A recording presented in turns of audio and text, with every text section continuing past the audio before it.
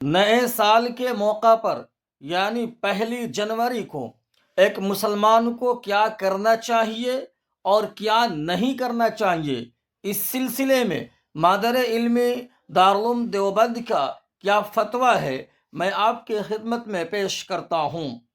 کیا فرماتے ہیں مفتیان کرام مسئلہ ذیل کے بارے میں کہ 1 جنوری کو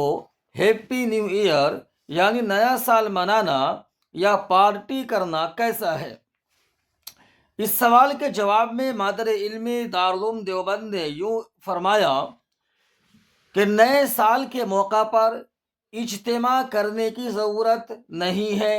اور نہ ہی جشن منانے کی ضرورت ہے